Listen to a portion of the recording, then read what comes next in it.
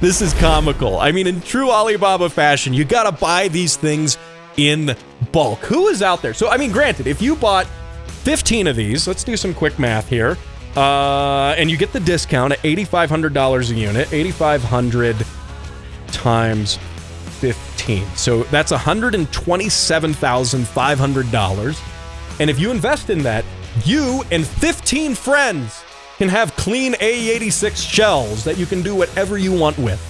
By the way, though, it seems like you cannot just buy one. I'm gonna try. Can I put one in? Will it let me do it? Start order receipt. See if it actually... Nope!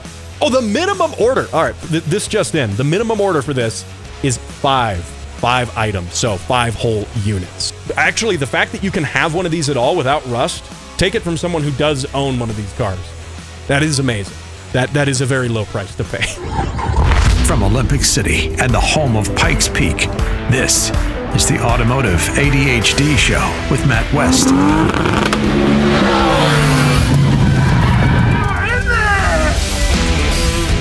And here we are, rocking it on the Automotive ADHD Show. Matt West here, hanging out with you, talking cars, loaded show for you today. Going to talk about how the combustion engine is alive and well, and it seems like it's not going anywhere. That's according to recent data and some observations. We're going to get into that. Also, a teen had an insane experience with a Honda that had a stuck accelerator, and the police, by the way, did an amazing job stopping the car with only minutes to spare. This is an insane story. So I'm going to tell you that, and we're going to talk a little bit how a modern car can maybe have this happen, and I don't know what you can do about it. This was a newer Honda, by the way, and we'll get to that. Kia, by the way, also enters the pickup truck market for the first time, and it doesn't, the truck doesn't look terrible, but I don't trust it. So we're going to discuss all of that and more, as well as play some of your car sounds on this edition of the show. Now, I got to talk a little bit about AE86s, and specifically because everyone I know was blowing my phone up over a recent AE86 story. But before we do that, I have to talk a little bit about my AE86, which I almost grenaded the engine on through sheer stupidity. I'm telling you, man, I have no business being around cars. So, and if you're watching on video, which you can do, YouTube, Rumble, Facebook, wherever, I usually have the A86 behind me. I'm here in the garage studio today instead of right at the radio station, and usually the A86 is right behind me, and ironically, I'm talking about it, and it's not there, but my S2000 is back there with the K24 sitting in it, and it's there to remind me to work on it because I haven't touched it in like 2 months. So that's my penance for not working on it. It's sitting there looming over my shoulder. But what I did recently, and I've been working on the road a lot. My day job has had me traveling a lot this past month and actually the month before that. So it's been really hard to keep up on things. So I was really wanting to get the AE86 up and running so I could drive it when I get back from a work trip. I spent a good bit of time in D.C. and so the car, I should preface it by saying this. The car had a really bad oil pan leak. It developed it over time, and it just started gushing oil out of the side of the oil pan where it seals to the block on the passenger side. So I had to take the oil pan off. So I dropped that, and I'm doing this all the night before I fly out, by the way. And I'm flying out fairly early, and I'm like, I need this done so I can have something to look forward to when I get back. Because, yeah, sure, working on the road's fun. You get to see cool places. Sometimes I do this show on the road when it makes sense to do it. But I was like, I need something to look forward to. I got to drive my car when I get back. I mean, really, it brings me joy. So I'm doing this the night before I fly out. And I'm taking the oil pan off, and I'm scraping all the old sealant off of there. And I thought, well, why don't I also inspect the rod bearings, because I have no idea. This motor, it's the motor I imported for this car.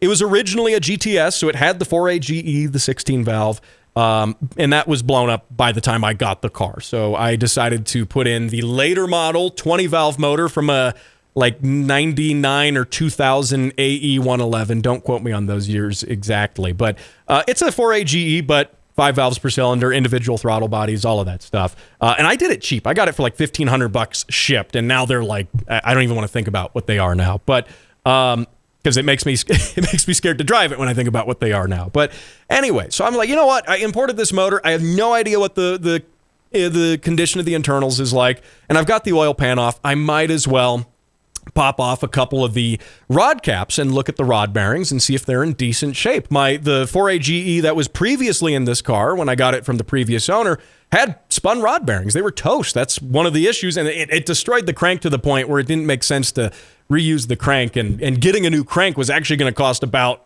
as much as it would have cost to just import this engine I got. So, anyway, so I decided to pop these rod bearings off, and I've been beating on the car. I've been driving it on the track. I've been doing autocrosses with it. So, the rev limiter's there for a reason, and you're supposed to hit that rev limiter. It tells you when to shift, obviously. So that's how I've been driving it.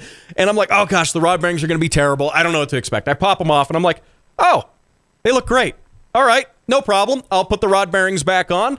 Tighten everything back down, put the oil pan on, and reseal it. And then, so this is what happened. By the way, I've got a copy of the service manual for the motor here, and I was tightening the rod bearing caps back onto the motor, and I was tightening some other things like the oil filler, the oil pickup tube, which was in inch pounds. Bear in mind, a lot of these torque values are not in foot pounds; they're in inch pounds for some of the smaller things there. So that was in inch pounds, and a couple other little things were in inch pounds. And then I get to the manual here where it says what I read at the time, and now this was late. This was like 1 a.m, the night before I'm flying out. And I read this as 22 inch pounds. And everything else was inch pounds. Everything else listed here was in inch pounds. So I had no reason to think, okay, I've still got the same torque wrench in my hand. It's this little one. I'm going to torque the rod bolts to 22 inch pounds. If you know anything, you're shaking your head right now, by the way. And if you don't know, if you're not familiar with engine internals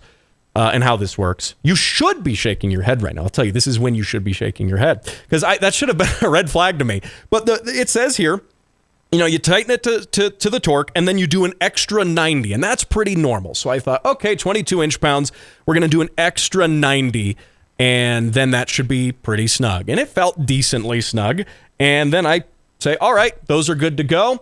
I scrape all the old sealant off the oil pan. I clean it out. I, clean stuff up just a little bit while I'm in there, reseal it, stick it back on, let it set. And I figure, all right, well, the RTV is going to be dry by the time I get back from my trip, and I'll just throw some oil in it and go take it for a drive. And that's what I almost did, because what happened is I got back, put some oil in it after my work trip, was really excited to drive it, and I kid you not, I had my garage door open, and a gust of wind took this piece of this page of the manual I have, and blew it off my toolbox, and it landed at my feet.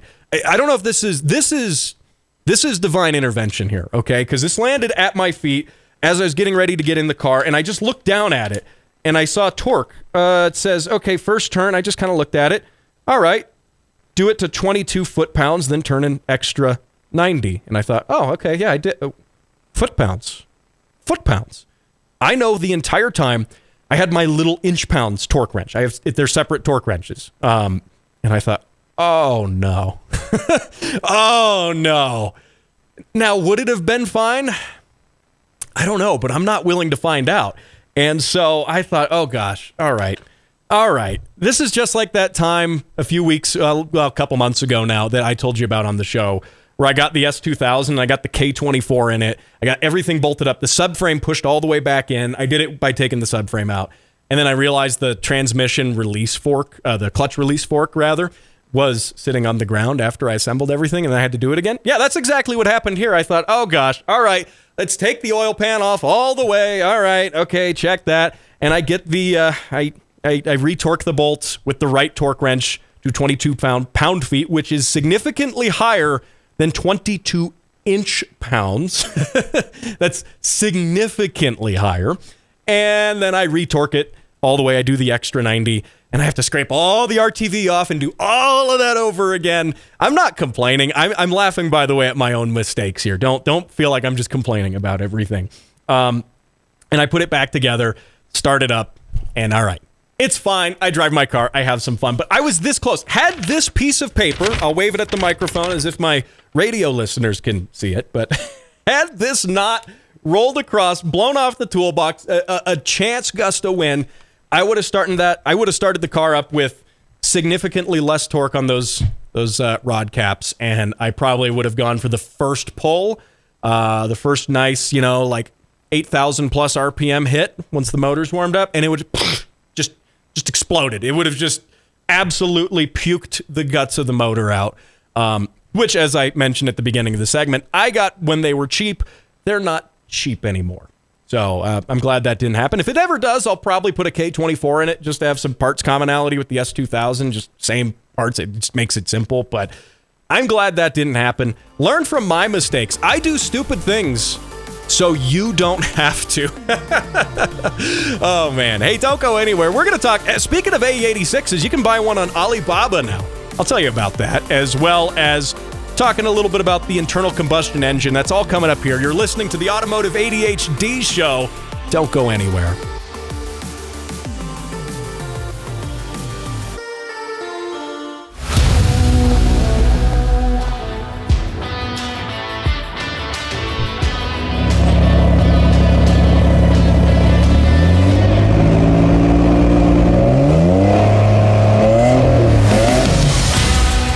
Man, very good stuff right there. You can send those car sounds into my show for a chance to be featured on the show and for a chance to win some cool stuff. The Automotive ADHD keychain. I don't have one sitting around here. I know I'm slacking. As well as a $25 parts store gift certificate and more. By the way, as a quick heads up, for previous winners for last month, I had an issue with the stickers. The last round of stickers I got didn't have adhesive on them. I was like, well, they're not stickers. What? That doesn't count. So, by the way, there's a little bit of a delay with your stuff getting over to you because I want to make sure everything's 100% right. I'll throw some extra stickers in and some other fun stuff for you because I'm getting another round of stickers and now I'm waiting for those to arrive. So if you are wondering, hey, where's my order, man? What's going on? That's what's going on. That's what's going on. But like I said, I'll make it worth your time, so don't worry about that. And we're going to roll out some new sticker designs coming up, too. If you're curious and you're watching on the video, the stickers look like this on the back of my laptop, as heard on the Automotive ADHD radio show and podcast. That's this show, by the way. You are listening to the Automotive ADHD show. I didn't introduce myself at the segment. If you're just joining me on the radio, I'm Matt West. I'm the resident automotive lunatic here who doesn't tighten his rod caps down correctly and almost blows up his engine. If you were joining me as well off of the last segment I did, I told you that story. And that was relating to my AE86. And if you're wondering what an AE86 is, it's a rusty, crusty, old Toyota Corolla. It's rear-wheel drive. People like them for some reason, myself and Jim Miller included. It was in some anime, Japanese cartoon, as well as Fast and Furious a little bit, just in the background. So people like them, and they're fun. But don't get your hopes up too high. They are slow. They are slow. So they're just fun little cars. But speaking of AE86s, though, I promised Jim Miller that I would wait for him to talk about this, and I'm kind of breaking my promise because I'm going to tell you about it a little bit just because it's such a relevant story right now. It just came out about a week ago, but I'll get him back on the show, and we'll get his reaction to it nonetheless. So you can now buy an AE86, yes, sure, you could buy a regular one, but my friends sent me this, and they blew everyone I know. In fact, every single person I have ever spoke to in my entire life sent me this link, and this is that you can now buy an AE86 on Alibaba, the Chinese products website that's known for reputable and quality things, obviously. So I might have to disclose that is sarcasm if you're not familiar with Alibaba. But if you're watching on video, go ahead and check this out. I'm going to pull this up. Hey, there we go. That worked. I like it when the technology works. That's cool. So this is a AE86 full body replacement, essentially. It's all the body panels. It's the subframe structure, like the unibody, not the subframe, but sorry, the unibody structure of the car. Allegedly, it's everything, and this one is the coupe variant. It's been a long week. This is the hatch variant. I own the coupe one, not this one. They're the same car, basically forward of the rear, though. They're exactly the same. So, I guess one can hold more tofu. That's the difference. But anyway, so I'm looking at this. And again, if you're listening on the radio, I'll kind of explain what I'm looking at here. But you should, after the show, come on over to the video feed and check it out. And but this is a full-on body replacement. So it's got all this stuff. It's got the body panels. It's got the unibody structure, like I said, for the low, low price of $9,500. And now I'm not quite sure. It looks like... So these they say pieces here. So you have to. There's a catch to this. We'll get to that. But you can order this AE86. It's made in a place in China. Which, okay, yes, it's not original stuff. And in fact, this comes from a company that is a supplier for FAW, which is also a manufacturer that does stuff with General Motors. FAW is a joint venture with General Motors, and it's China's second largest automaker. So this isn't like some dude in a shed pounding these panels out. And they have apparently a lot of body panels that they supply already for various things, Dodge Chargers, for example, as well as certain VWs. They have an entire complete body for the 40 Series Toyota Land Cruiser, much like this complete body for the AE86. And we'll get through some of the details on here, and then I'll tell you what I think about reproduction body panels and things like that when it comes to restoration. So again, looking over here, you can see it's the whole car. It's got, and what's notable about it is it doesn't have any rust on it. That is what's notable about this. And you get fenders, doors, the whole thing. But the problem is, people who sent this to me and people on the internet have commented that, oh, well, you can just build your own AE86 now. Why go buy an original one? Well, I'm about to stop you, not because I own an original. I think it's encroaching on my collector value. I don't care about the collector value because I like to drive my car. In fact, I wish the collector values would go down so parts can stay cheap so I can keep driving my car. But the problem with this is you got to do all sorts of stuff to make this work. Because this doesn't have any suspension. There's no drivetrain. There's no trim. There's no window trim. There's no interior. And those are going to be parts that are really hard to find if you just buy this and then want to stick an engine in it, because you're going to have to get all of that stuff, and it's going to be hard to find. It's already hard to find for people who already own those cars. I mean, that's why Jim Miller, by the way, who, again, this is why he didn't want me to talk about this without him. He's like the Toyota guy here in Colorado Springs. Some call him the Toyota God even, and he has many AE86s. He daily drives a 11 Coupe AE86, and anyway, so but we'll get his thoughts on this here soon. But having said that, I used to own 2 of these cars. I now own 1 less. I'm down to the red one again. Why? Because I sold my other one to Jim Miller's. He's just hoarding them all, but he does that so that he has access to parts for the ones he drives. He's got several that don't run to fuel parts as parts cars for the ones that do. And that's what you have to do with these old cars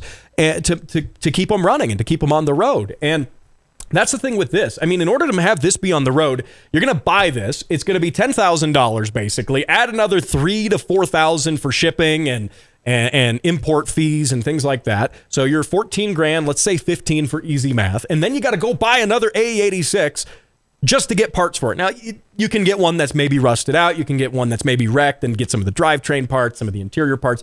But you're going to do all of that. And there's still stuff you're really not going to have an easy time finding unless you have a perfect condition parts car, which if you do at that point, why would you gut it out for this? It's like interior stuff, window trim. These stupid little things are hard to find, and there are not reproductions for them yet. So you have that issue. But this could be, I will say, a great candidate for a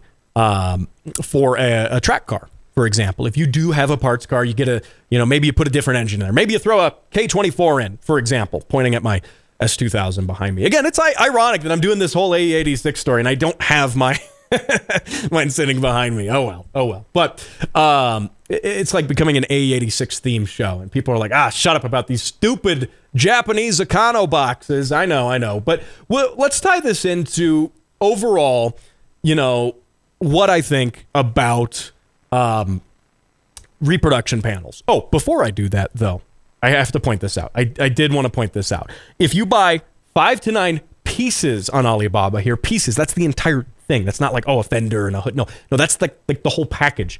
5 to 9 pieces. It's $9,500, but you get a discount for buying more in true Alibaba fashion.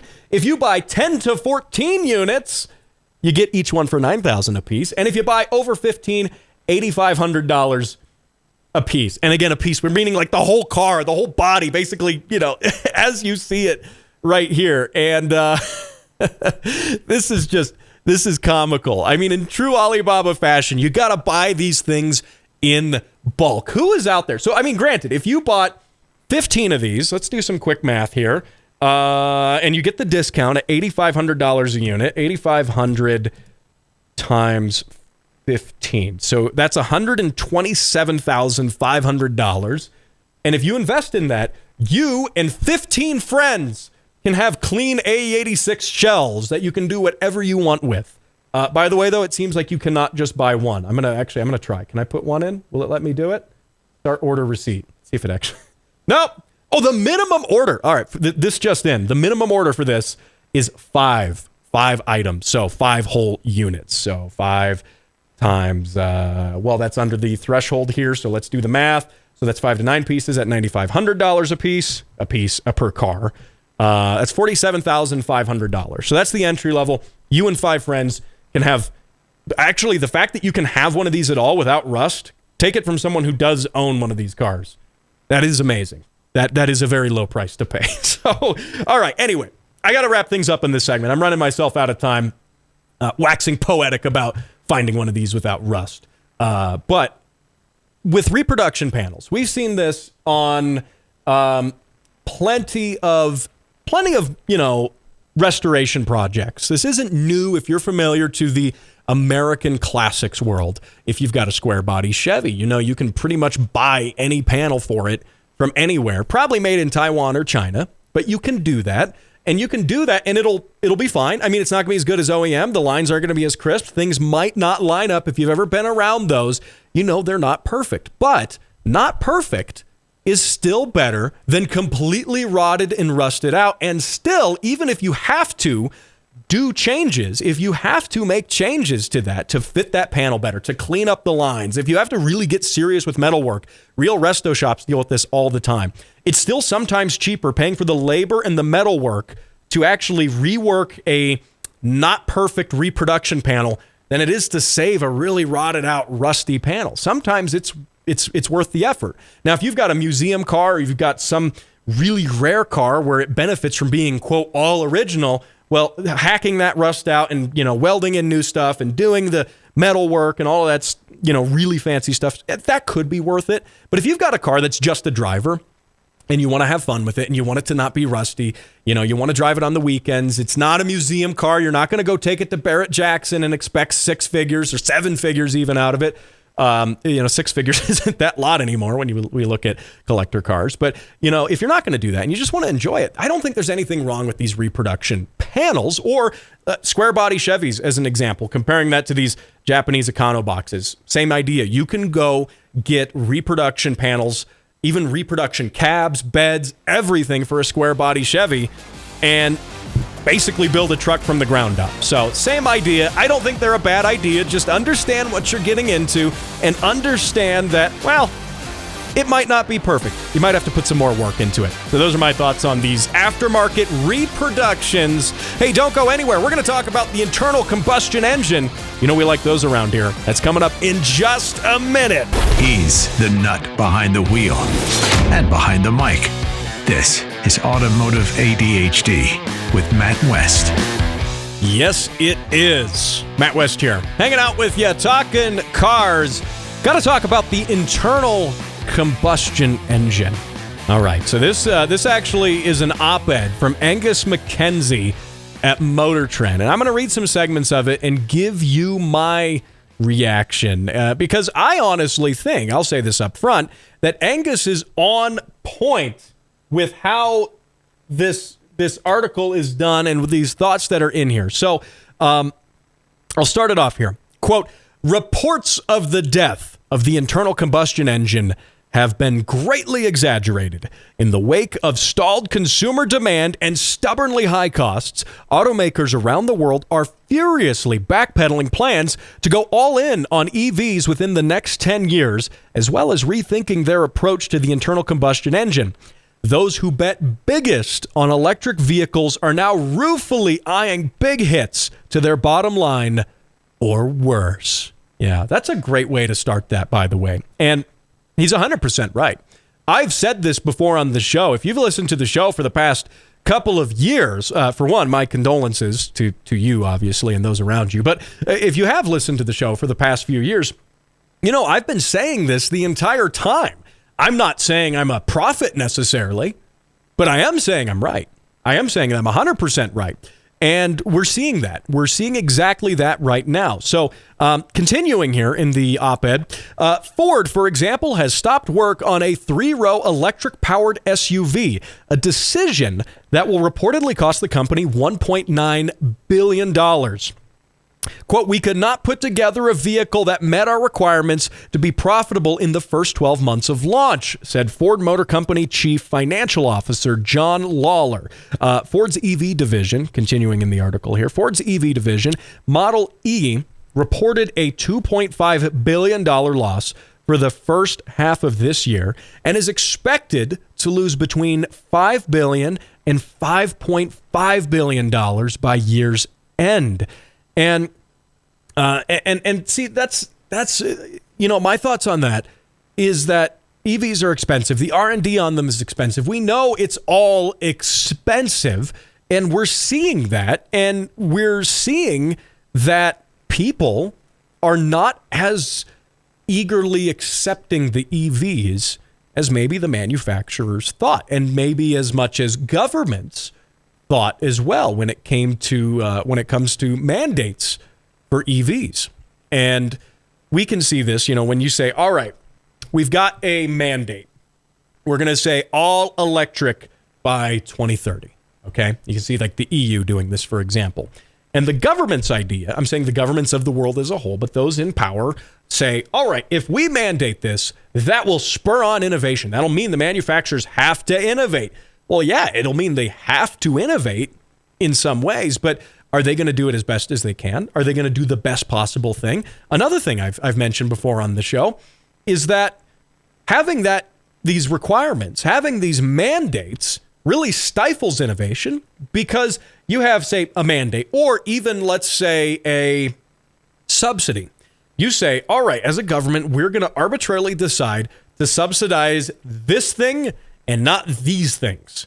And what that's going to cause is manufacturers and buyers, consumers and manufacturers, to pursue the thing that's being subsidized, which that's fine if you want them to buy that. But that also completely, you say, all right, we're going to go all in on battery electric vehicles, 100% battery electric. All right. Well, what if, and let's just extend the horizon a bit, you know, for the sake of logical argument. I'm not saying something like this is 100% possible, but for the sake of argument, let's say that someone comes along and invents a, infinite energy machine. They actually completely bend the laws of thermodynamics to their will, and they've invented an infinite energy machine. Or they were going to, but they didn't have the money, the time, or the resources to invest into it because they were told, well, we're subsidizing battery electrics, and that's all you're going to get money for, and that's all consumers are going to get money for. We're not doing anything with hybrids. We're not doing anything with some magical drivetrain that doesn't exist yet. And yeah, you could say, all right, yeah, well, if an infinite energy machine was made, people would figure that out and they would get rid of that. My point is it wouldn't get made in the first place. That's my point. And so, I think that we're seeing some of that, but we're also seeing general repercussions of the market as a whole. But let me continue here in the op-ed.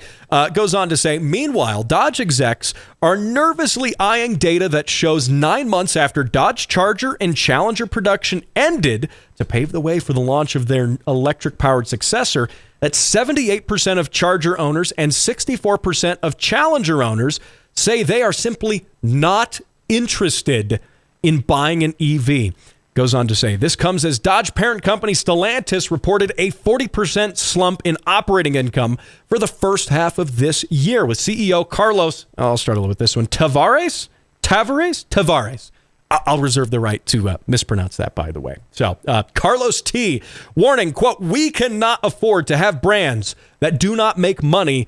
If they don't make money, we'll shut them down. So, we're seeing a crux of this where we have consumers also specifically look at the muscle world, the Charger fans, Challenger guys. They are the last people who will buy an EV.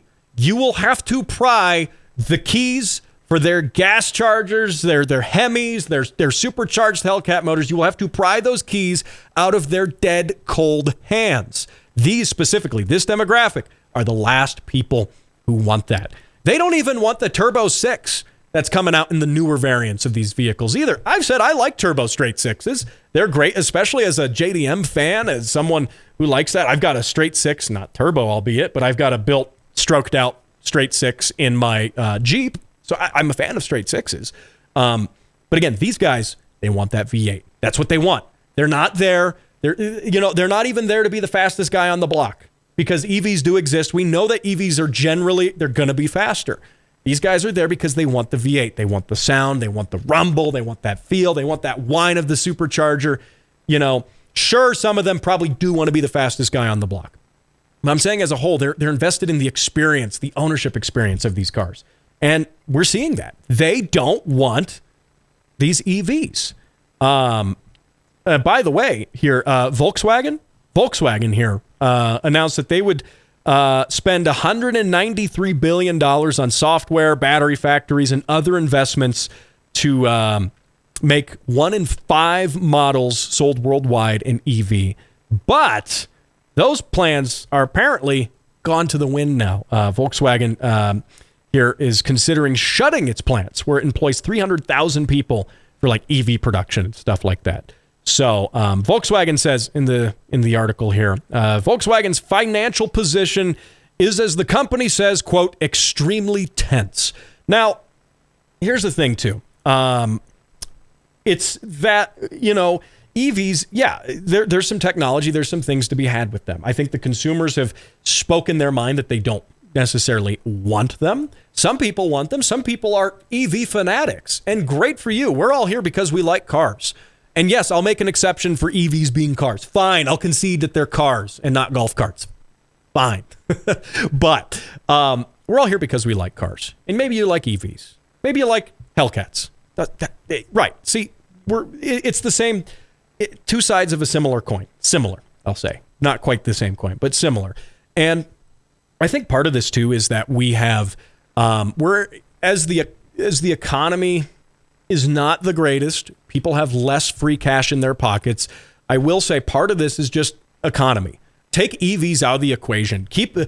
Hypothetically, take EVs completely out. They don't exist whatsoever, but our economy is otherwise identical. Our world is exactly as it is now, and everything is precisely the way we have it, except EVs don't exist. And I think we would still see a reduction, as I've talked about before on the show with car sales stats. We're seeing a massive reduction in expensive cars. We're seeing plenty of expensive cars, but we're seeing reluctancy to buy said expensive cars. And I'll wrap this thought up here after the break. But it just goes to show that I think people would be reluctant to buy expensive vehicles altogether. So we'll continue this, and we're going to talk about an amazing story of how somebody, the police, saved this guy who had a runaway car. You don't want to miss this. That's coming up after the break on Automotive ADHD.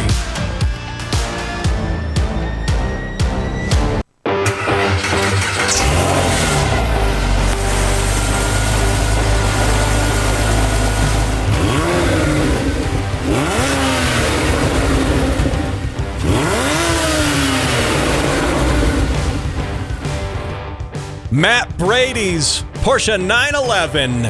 Very good stuff right there, by the way. And I bet I have a good feeling that he might. I don't know. I'm not gonna speak for everybody, but perhaps with the enthusiasm for that gas-powered, I should note, 911. Maybe he agrees with me on my point that I'm making here. Wrapping up from the last segment where I was talking about this op-ed from Angus McKenzie at Motor Trend, and how quite frankly, I agree with this, is that we're seeing the industry backpedal significantly on electric vehicles. And we're seeing that happen to an extensive degree. And I think the point I was making before the break. Yes, I know on the radio show here, we got to take breaks and I run myself out of time. But the point I was making was that, we have with these expensive cars and manufacturers struggling to make money. They're losing billions of dollars hand over fist, with EV R&D and manufacturing. Part of that is not just a reluctancy to buy EVs, and I'm not saying EVs are bad. I've said before on the show, I would even consider purchasing an EV pickup truck if the circumstances were correct. I would consider that. But we have, the point I made was that if you take our economy, if you take it as it is, as it exists right now, and you just take EVs out of it, they don't exist. I think people are not going to be buying expensive new cars. Yeah, they're out there. You can spend $150,000 on a pickup truck, but I think less people are wanting to do that. We see this with luxury car sales. As a whole, people have less money to spend. Conversely, I think there would probably be good evidence to suggest that used cars are still trending upwards, or at least are still very high in sales volume. I don't have that figure in front of me right now, but in my observations, that's what I've noticed, is that used cars are hot. Used cars, people, want to buy a 4, 5, 6, 7-year-old used car, and drive that around.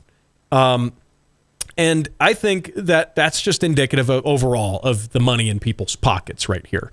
So, I'll use that as a little bit of a grain of salt in this discussion about EVs, which is that, no one's buying them, they hate them. Well, overall, I think people are reluctant to spend a lot of money on cars, and EVs right now are more expensive.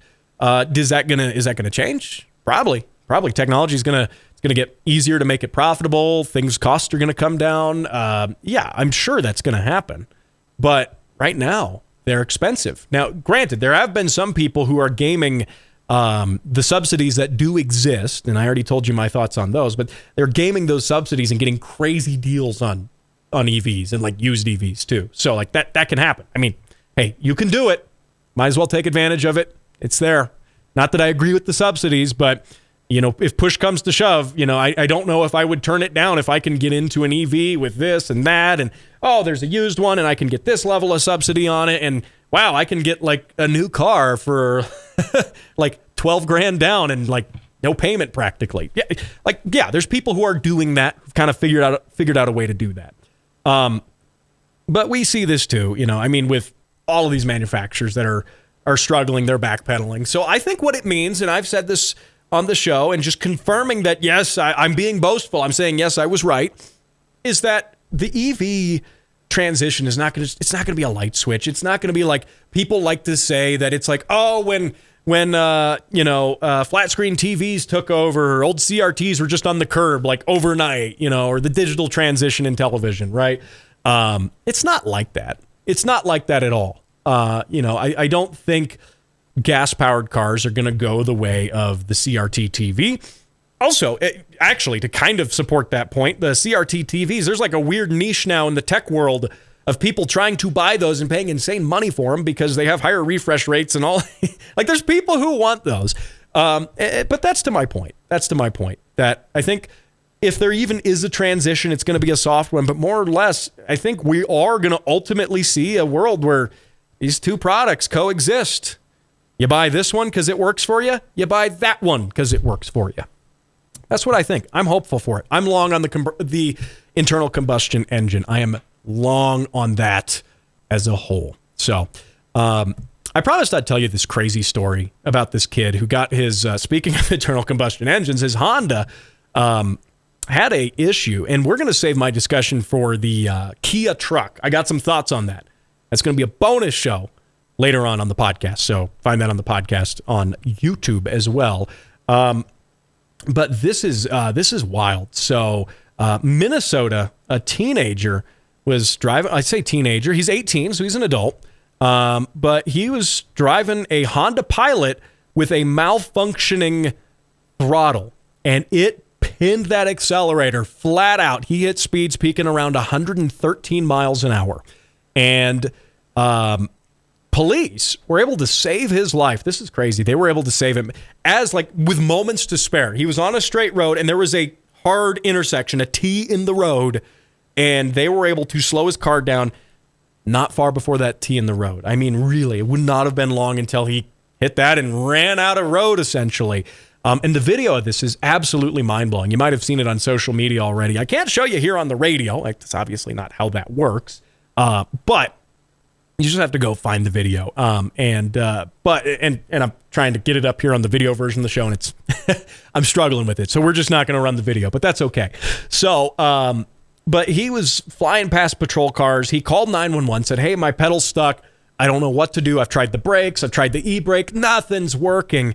And finally, police were able to get alongside him. The police officer in his patrol car that stopped him had to hit about 130 to pass him, get in front of him, and then just start slowing him down. And this is, what that line from the Blues Brothers, cop brakes. I think those cop brakes the cop brakes and maybe some of the cop suspension came into effect here because he was able to slow this speeding Honda Pilot down to a stop. Then they were able to disable the car and safely rescue the teenager. And I think that is, for one, amazing heroics on behalf of the police who did that. That's got to be one of the more terrifying things you could probably do in general, and especially terrifying for this dude who was in the Honda Pilot. And, and so it makes me wonder, though, with all the modern electronics and technology, first of all, in these modern cars, you've got drive-by-wire throttle. Your throttle pedal is not connected to the throttle blade on your engine. It is not. It's